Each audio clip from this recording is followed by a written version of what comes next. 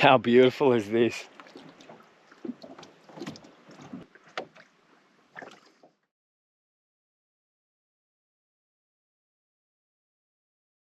So I reckon the hardest thing to deal with that night was the instant, either the fear or the paralysis or the shock that I was dealing.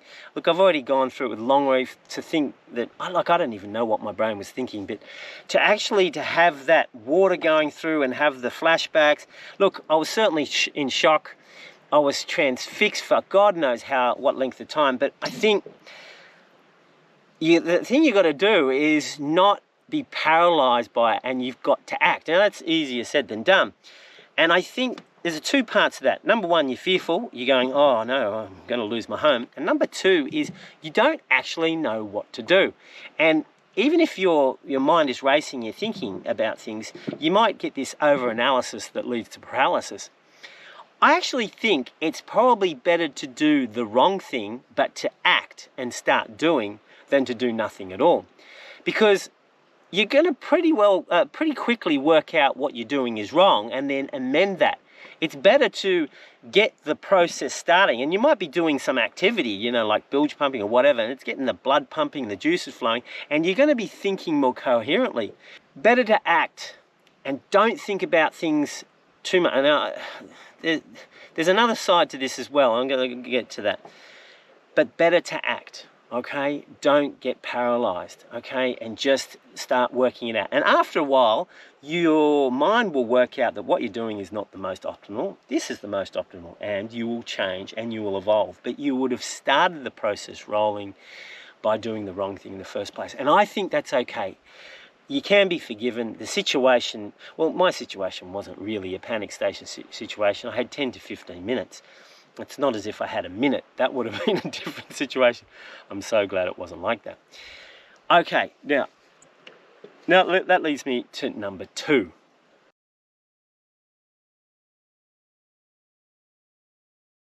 So, what I ought to have done before acting, I don't know how you're going to manage this, especially if you don't have much time, but I could have seen that I had 10 or 15 minutes just by looking at the bilge, right?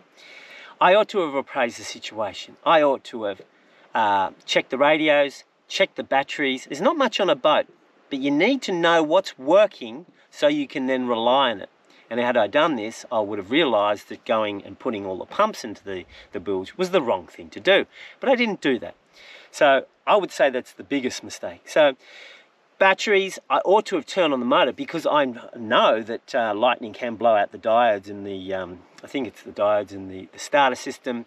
And I ought to have worked out if the alternator was charging. So get to know what is working on the motor, not what's not working. What is working and what I can do with the things I've got. Had I spent 10 or 20 seconds on that, I would not have started doing all that bilge pump. Even the bilge pumps in the bilge, even though I felt quite accomplished, and after I finished, I went, oh, look, I've saved the situation. Well, I hadn't saved the situation, people, at all. All I'd done was delay the inevitable. If I appraised the situation properly, I wouldn't have got to that situation because I knew the battery was going to go down and it was just wasting time. It would have been better just to do the bilge, jump in the water and find a hole. And I ought to have found the actual problem, which was the blown bellows on the PSS shaft seal, much quicker. In fact, that ought to be found in 5 or 10 minutes. And yet it took me more than an hour because I was so concerned about the periphery issues. For example, what was the actual problem?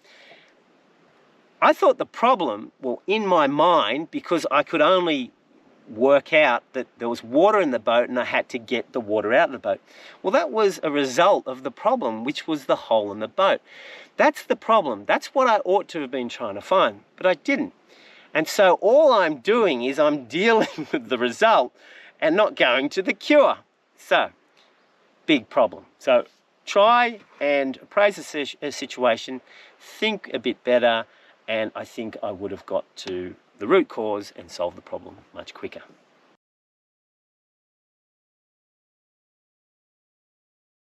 Even though this didn't actually occur to me, I think I should mention it anyway. it's imperative. So you got a hole in the bottom of your boat. It's imperative to find where that hole is and start having some solution or some way of solving that problem before you get water above the floorboards. Because look, Longreef didn't really have floorboards, but they had floor hatches. Now, as soon as the water is above that, everything starts to float. And look, you've got hair, like this curly hair, and you've got bits of tissue, bits of cloth, maybe a glove. That all goes and creates this huge coagulative mass which can clog any pump system. So as soon as that happens, you're pretty well buggered. Not to mention, you've got a hazard of walking around where there's no floor and you can break an ankle or whatever. Shin hazard with all these huge heavy boards going backwards and forwards if you're in swell, you're out sailing. So, and also, you've also lost the ability to find the hole from within the boat if the water is above the waterline, because, well, hang on, where can you possibly see the water trickling down? So it's very important to act quickly, try and keep all the water to the bilge.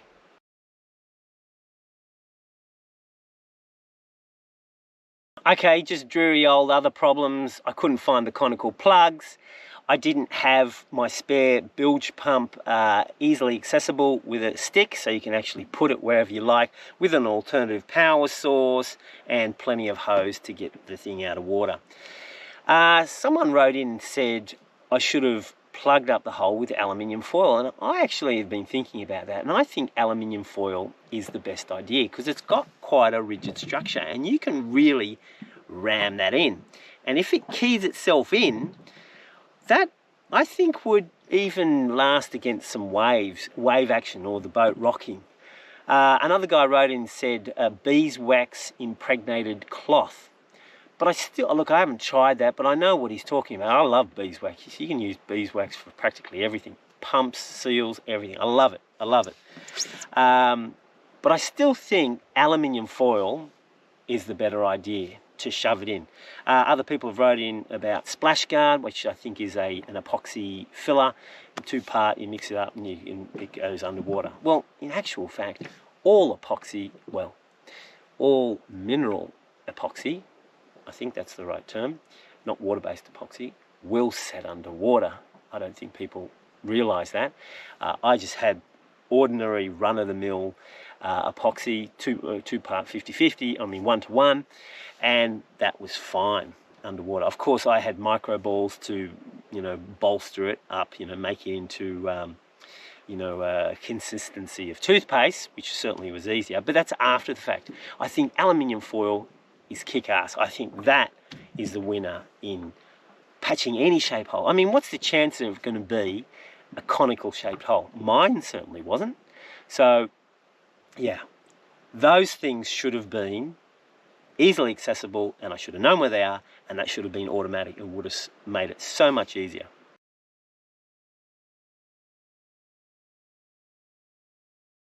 Well, might get a nice sunset out of this. It's going to be the colour scheme of all of this video is going to go from grey to yellow to orange, God knows what, I can barely see. Okay, some embarrassing things that I tried to keep hidden from you guys because I was embarrassed. But the effluxion of time, and when I sort of appreciate the funny thing about it. Okay, let's go have a look at that flex tape, the sticky tape. But if you're looking at the flex tape, there's already been a piece cut off it.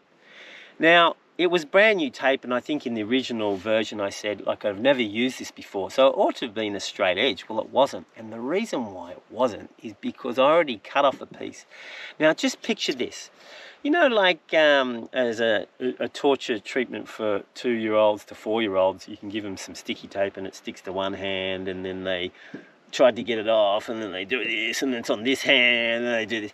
Well, just imagine a grown-up in the middle of the night, lightning's going off all over them, and this big baby is sitting in the boat, and he's got this stuff, and it's folded around one finger because it's stuck to itself, and I'm trying to get it off, and then it sticks to itself again, but then it's on the other hand.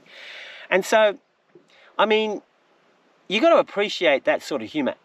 If only I had a camera shining above and I had a light, that would have just been hilarious. I mean, yeah, it would have been hilarious. I mean, I was certainly embarrassed at the time, and then I cut out that first one because in the end, this first piece, I know I didn't have that much of it. I just went, oh bugger this, because this went on for too long, people. For my intelligence and my common sense, it went on for too long. I ought to have just scrunched it up and started again. That's what I did, and chucked it away. And I think you can see it down in the bottom of that picture. Anyway, that's sort of amusing, but just picture a big baby in the middle of the night trying to get some damn sticky tape off his hand. Yep. Okay, here's an interesting thing that, well, you might find interesting. An interesting thing? Yeah, quality vlog here, people. All right, so I'd set up the GoPro facing an island, because this island was getting hammered with lightning, and it was about 400 meters away, 300 meters away, and it was set up over there, and I was just doing selfies and talking to the camera as they were exploding, as I did, you know, some other videos previously. When it actually hit, there was this pressure wave that came down. Now, if you look at me holding the selfie, you can see the GoPro on the tripod getting knocked over by this pressure wave, and it actually hit me in the back. I wouldn't say it was like a cricket bat or anything, but it was, you know, a divine wind.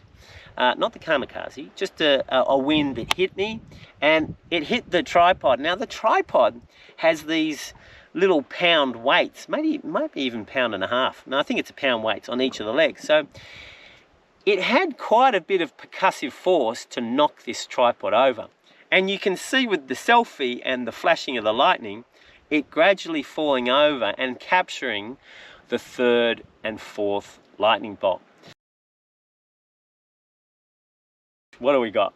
All the lights at the top, the winds transducer, the top of the radio, the radio cable is gone, the radios, the HF radio, the box went, inverters, the drone, which was nowhere near the mast, although I saved the GoPros. I heard of another guy that got hit and he lost all the electronics. The radar didn't go, that was working, the wind generator was working. The depth sounder was gone, and the cable was gone. All the connectors of the NEMA network were gone. The chart plotter actually started working better, so that's a positive, I guess.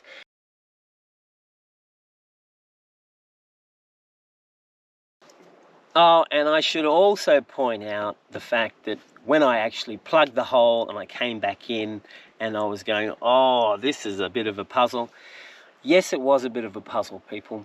I do talk about God and me having a special relationship. Yes, I think he's one of these very good-natured friends that likes to, you know, have a bit of fun with me and, you know, give me the runaround, keep me on my toes, so to speak. Top work upstairs, man upstairs, top work.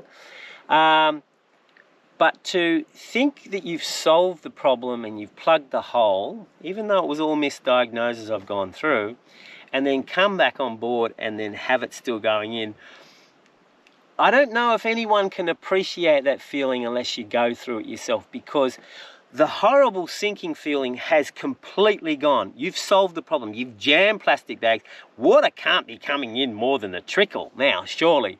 And that you go up and you look, and I remember I was going, oh my God, what a doozy. I mean, you can't make this stuff up. That is just the little things that just work the way they work, just to completely stuff you up. I had that actually happen to me over the last day or two, but that's another story. Anywho, I hope you've enjoyed this. It's a little bit serious and maybe not so serious. Please write in and say, no, I think you should have done this and you should have done that, and rah rah. There's already been lots of comments on that. Probably one more thing I should say is, you just don't give up. Don't give up. There's always something to do.